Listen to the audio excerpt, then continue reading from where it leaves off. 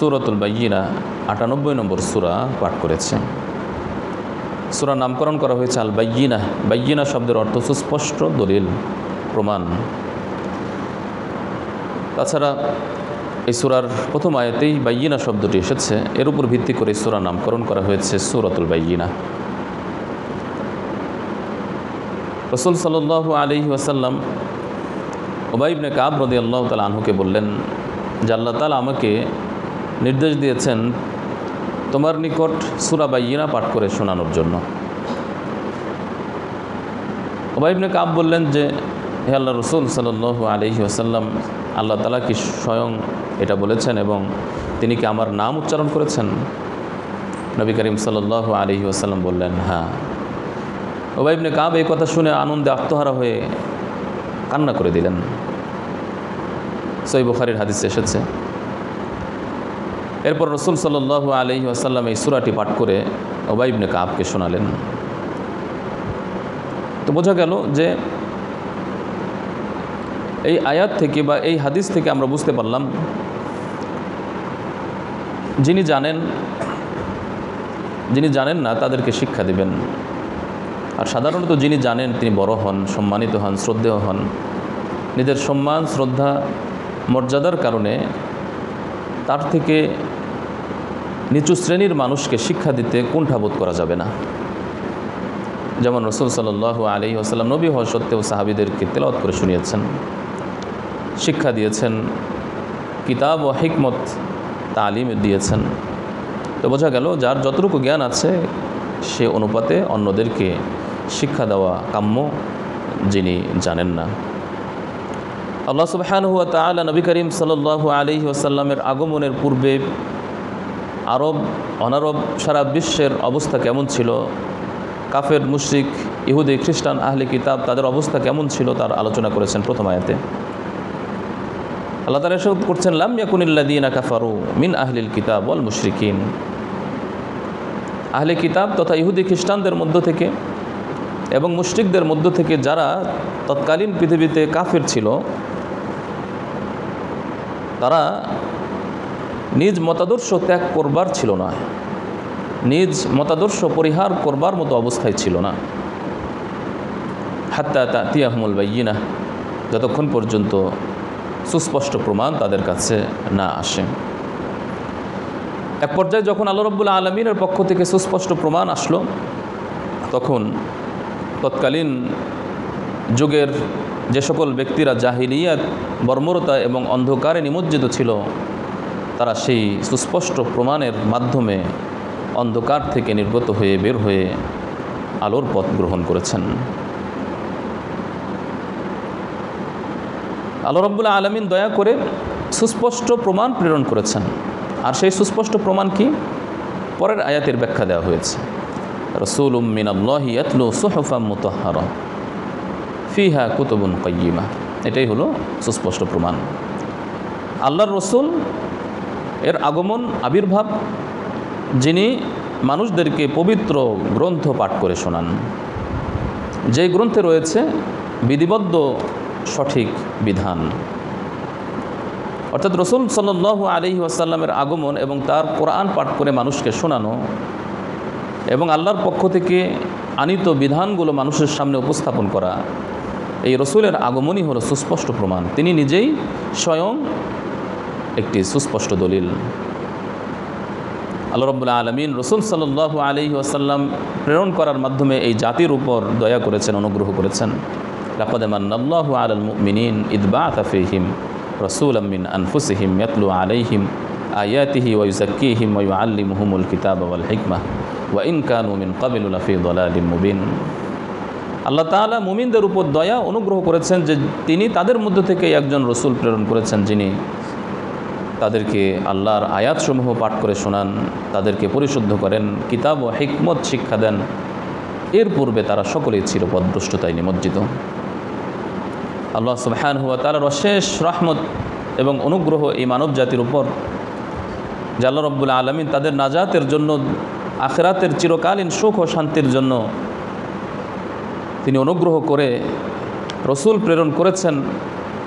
যেন তেন রসুল নন, অর্থাৎ সাধারণ রসুল প্রেরণ করেন নাই, যিনি সর্বশ্রেষ্ঠ সাইয়্যিদুল মুরসালিন খাতামুন নাবিয়্যিন, তাকে প্রেরণ করেছেন, সর্বশ্রেষ্ঠ রসুলকে আমাদের মাঝে প্রেরণ করেছেন। সুতরাং এটা আমাদের সৌভাগ্যের বিষয়। তৎকালীন যুগের কাফের মুশরিক ইহুদি খ্রিস্টান যারা ছিল, তাদের কাছে যখন তিনি আসলেন এবং নিজের নবুয়তের কথা প্রকাশ করলেন, তখন মানুষ কয়েক দলে বিভক্ত হয়ে গেল। কেউ ঈমান আনলো, কেউ ঈমান আনলো না, কেউ নেফাককে গ্রহণ করলো, মুনাফিক হয়ে গেল। ওয়ামা তাফাররাকাল্লাযীনা উতুল কিতাবা ইল্লা মিন বাদি মা জাআতহুমুল বায়্যিনাহ। আহলে কিতাব তথা ইহুদি খ্রিস্টান মতপার্থক্য সৃষ্টি করেছে, মতবিরোধ করেছে ওই সময় যখন তাদের কাছে সেই সুস্পষ্ট প্রমাণটি এসেছে, অর্থাৎ রসুল সাল্লাল্লাহু আলাইহি ওয়াসাল্লামের আগমনের বিষয়টি যা তাদের কিতাবে সুস্পষ্টভাবে উল্লেখ ছিল, তাদের কাছে দলিল হিসাবে ছিল, সেই সুস্পষ্ট প্রমাণ রসুল স্বয়ং যখন তাদের মাঝে আসলেন, তারা মতবিরোধ সৃষ্টি করল। একদল ঈমান আনলো, আব্দুল্লাহ ইবনে সালাম রাদিয়াল্লাহু তাআলা আনহু এবং তার অনুসারীরা। অধিকাংশই ইহুদি খ্রিস্টান ঈমান আনলো না। মুশরিকদের মধ্য থেকেও অনেক মুশরিক ঈমান আনলো, যারা ইতোপূর্বে শিরিক করেছে। রসুল সাল্লাল্লাহু আলাইহি ওয়াসাল্লামের আদর্শে ধন্য হয়ে তারাও ঈমান গ্রহণ করেছেন। তো যদিও মুশরিকরা এমন ছিলেন, তাদের মধ্যে কেউ ঈমান এনেছে, কেউ ঈমান আনে নাই। ইহুদিদের মধ্যে, খ্রিস্টানদের মধ্যেও এমন ছিল যে কেউ ঈমান এনেছে, কেউ ঈমান আনে নাই। কিন্তু এই আয়াতে আল্লাহ রাব্বুল আলামিন সুস্পষ্ট করে শুধুমাত্র আহলে কিতাবদের কথা বলেছেন যে তারাই মতবিরোধ করেছে।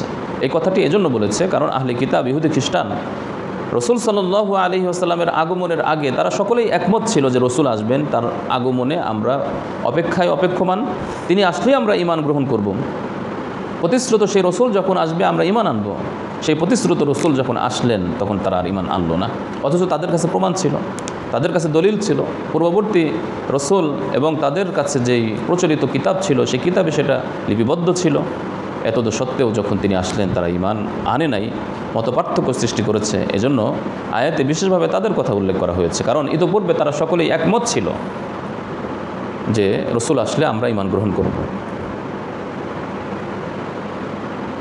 ওয়ালাম্মা জাআহুম কিতাবুম মিন ইনদিল্লাহি মুসাদ্দিকুল লিমা মাআহুম ওয়া কানু মিন ক্বাবলু ইস্তাফতিহুনা আলাল্লাযীনা কাফারু।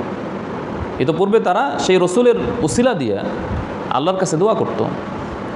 শত্রুর মুখোমুখি যখন হতো তখন সেই রসুলের উসিলা দিয়ে তারা বলতো যে শেষ রসুলের বদৌলতে আপনি আমাদেরকে বিজয় দান করুন। এভাবে যুদ্ধের ময়দানে তারা দোয়া করত।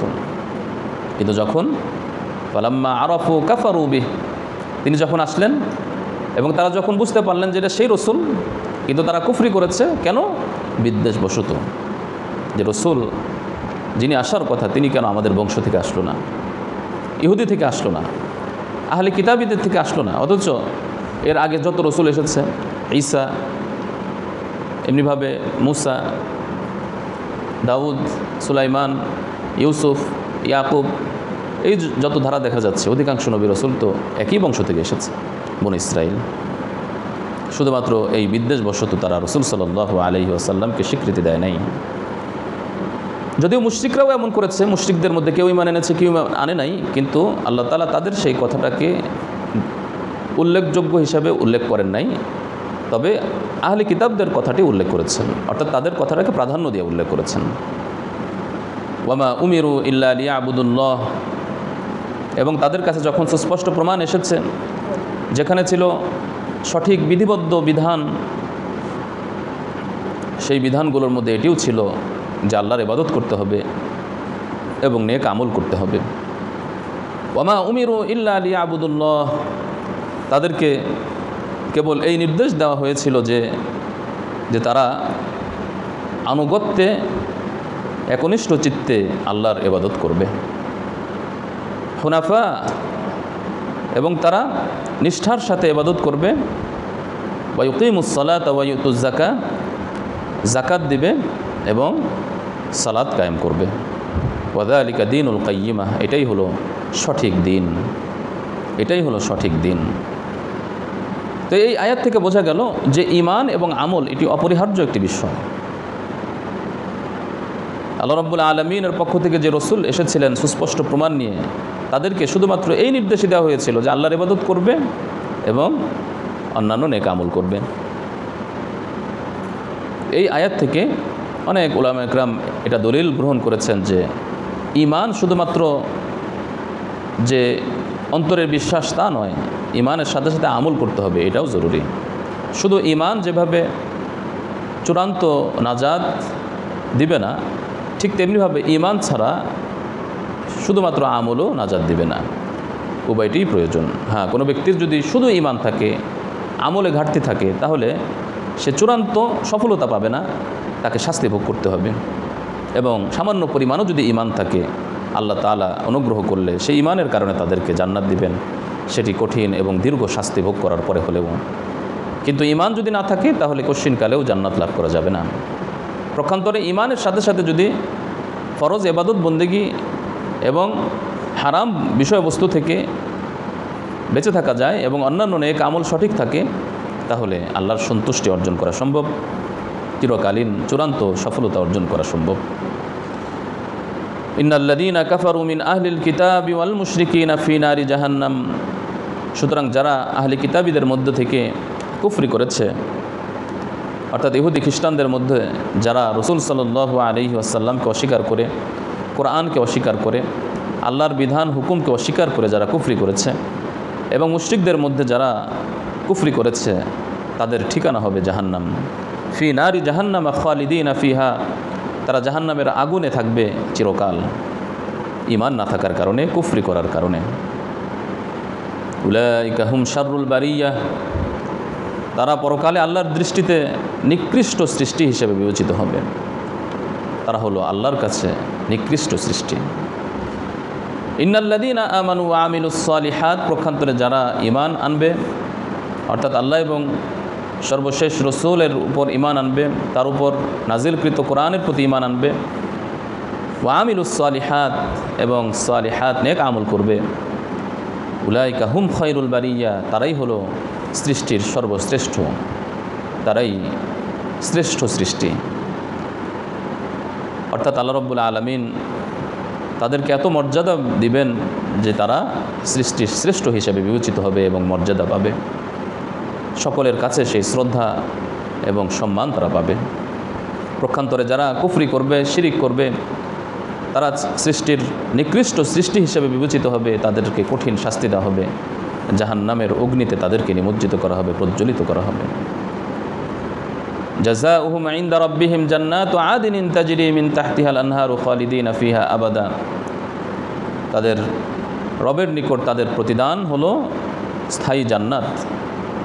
তাজরি মিন তাহতিহাল আনহার, যার পাদদেশে নহর প্রবাহমান থাকবে, খালিদিনা ফিহা আবাদা, সেখানে তারা চিরকাল অনন্ত অসীমকাল অবস্থান করবে। রাদিয়াল্লাহু আনহুম ওয়া রাদু আন, আল্লাহ তাআলা তাদের প্রতি সন্তুষ্ট হয়েছেন, তারাও আল্লাহর প্রতি সন্তুষ্ট হবে। অর্থাৎ আল্লাহ রাব্বুল আলামিন তাদের আমলে সন্তুষ্ট হয়েছেন এবং আল্লাহ তাআলা তাদেরকে যে প্রতিদান দিবেন, সেই প্রতিদানে তারাও সন্তুষ্ট হবে। সহিহ বুখারীর হাদিসে রাসূল সাল্লাল্লাহু আলাইহি ওয়াসাল্লাম ইরশাদ করেন, আল্লাহ রাব্বুল আলামিন জান্নাতীদেরকে জান্নাতে প্রবেশ করার পর, জান্নাতে তাদেরকে প্রবেশ করানোর পর আল্লাহ রাব্বুল আলামিন জান্নাতীদেরকে বলবেন যে, হে জান্নাতীরা, তোমাদের আরও কোনো কি চাহিদা আছে, তোমাদের মনোবাঞ্ছনা কি? তখন সমস্ত জান্নাতীরা বলবে যে, হে আল্লাহ, আপনি আমাদের প্রতি অনুগ্রহ করেছেন, জান্নাত দিয়েছেন, সুখ শান্তি দিয়েছেন, নাজ ও নিয়ামত দিয়েছেন, আমাদের আর কি চাহিদা? আমাদের আর কোনো চাহিদা নাই। তখন আল্লাহ রাব্বুল আলামিন বলবেন যে, না, তোমাদেরকে আমি আরেকটা পুরস্কার দিব, আর সেটা হলো রিদওয়ান, আল্লাহর সন্তুষ্টির ঘোষণা। আমি আজকে ঘোষণা করছি যে আমি আল্লাহ তোমাদের প্রতি খুশি হয়ে গিয়েছি, তোমাদেরকে ক্ষমা করে দিয়েছে। আল্লাহর সন্তুষ্টি, ওয়া রিদওয়ানুম মিনাল্লাহি আকবার, আল্লাহর সন্তুষ্টি হবে সবচেয়ে বড়। যখন জান্নাতীরা জানতে পারবে যে আল্লাহ রাব্বুল আলামিন সকলের প্রতি সন্তুষ্টির ঘোষণা দিয়েছেন, তারা সকলেই আনন্দে আত্মহারা হয়ে যাবে। কোনো কোনো বর্ণনা এসেছে এই অবস্থা শুনে তারা কেউ কেউ অজ্ঞান হয়ে যাবে আনন্দে। অর্থাৎ এই সন্তুষ্টি তার উদ্দেশ্য পূর্ণাঙ্গ সন্তুষ্টি, সর্বোচ্চ স্তরের সন্তুষ্টি। অন্যথায় সন্তুষ্টি ছাড়া তো আর কেউ জান্নাতে যেতে পারবে না। আল্লাহর কোনো না কোনো কিছু না কিছু সন্তুষ্টি তো অবশ্যই থাকবে, অন্যথায় তো জান্নাতে যাওয়া সম্ভব নয়। কিন্তু চূড়ান্ত সন্তুষ্টি, সর্বোচ্চ স্তরের সন্তুষ্টির ঘোষণা আল্লাহ রাব্বুল আলামিন দান করবেন। রাদিয়াল্লাহু আনহুম ওয়া রাদু আন, আল্লাহ তাআলাও তাদের প্রতি খুব সন্তুষ্ট হবেন তাদের আমলের কারণে, তাদের নিষ্ঠার কারণে, ঈমানের কারণে, এবং তারাও প্রতিদান পেয়ে সন্তুষ্ট হয়ে যাবে। এই শব্দটি সাধারণত সাহাবীদের ক্ষেত্রে বিশেষভাবে ব্যবহার করা হয়, কারণ সাহাবীদের ব্যাপারে রাসূল সাল্লাল্লাহু আলাইহি ওয়াসাল্লাম স্বয়ং এবং কোরআনের কোনো কোনো আয়াতে তাদের ঘটনা উল্লেখ করার পর এই রাদিয়াল্লাহু আনহুম ওয়া রাদু আন উল্লেখ করা হয়েছে। যদিও কোনো কোনো আয়াতের ব্যাপকতায় বোঝা যায় যে রাদিয়াল্লাহু আনহুম ওয়া রাদু আন এই বিষয়টি সাধারণ সকল নিষ্ঠাবান ইমানদার মুমিনদের ক্ষেত্রেও প্রযোজ্য। তবে সাহাবীদের উপাধি হিসাবে এটা প্রচলিত, ব্যবহৃত, আর দোয়া হিসাবে সকলের জন্যই দোয়া করা যায়। দোয়া হিসাবে যদি কেউ বলে রাদিয়াল্লাহু আনহুম ওয়া রাদু আন, যে আল্লাহ তাআলা সন্তুষ্ট হোক, তারাও যেন সন্তুষ্ট হয়ে যায়, সকলের জন্য এটা ব্যবহার হতে পারে। কিন্তু উপাধি হিসাবে এটা সাহাবীদের ক্ষেত্রে ব্যবহার করাটাই প্রচলিত এবং এটা এভাবেই চলে আসছে। নবীদের ক্ষেত্রে যেভাবে আলাইহিস সালাতু ওয়াস সালাম এবং সাহাবী পরবর্তী যুগের মানুষদের, পুণ্যবান ব্যক্তিদেরকে যেভাবে রাহিমাহুল্লাহ, গফারুল্লাহ ইত্যাদি শব্দ দিয়ে দোয়া করা হয়, ঠিক তেমনিভাবে সাহাবীদের ক্ষেত্রে রাদিয়াল্লাহু আনহুম ওয়া রাদু আন বলে দোয়া করা হয়। যালিকা লিমান খাশিয়া রাব্বাহ, এই প্রতিদান আল্লাহ রাব্বুল আলামিন তাদেরকেই দিবেন যারা তার রবকে ভয় করবে। অর্থাৎ যারা আল্লাহ তাআলাকে ভয় করবে, তাকওয়া অবলম্বন করবে, তারাই এই প্রতিদান পাবে, তারাই মূলত জান্নাত লাভ করবে। কারণ আল্লাহর ভয়ের ফলাফলই তো হলো ঈমান ও আমল। ঈমান ও আমলের কারণে আল্লাহ রাব্বুল আলামিন তাদেরকে এটা দিবেন। অন্যথায় যারা আল্লাহকে ভয় করবে না, আল্লাহর সাথে বিদ্রোহ প্রকাশ করবে, আল্লাহর হুকুম লঙ্ঘন করবে, ঈমান ও আমল যাদের ঠিক থাকবে না, তারা জান্নাত লাভ করতে পারবে না। বিশেষত যারা কুফরি করবে, শিরিক করবে, তারা পরকালীন আল্লাহ তাআলার সন্তুষ্টি এবং প্রতিদান তারা লাভ করতে সক্ষম হবে না। সুতরাং ঈমান ও আমল ঠিক রাখতে হবে, তাহলেই দুনিয়া এবং আখিরাতে সফলতা লাভ করা যাবে। আল্লাহ তাআলা আমাদের সকলকে আমল করার তৌফিক দান করুন।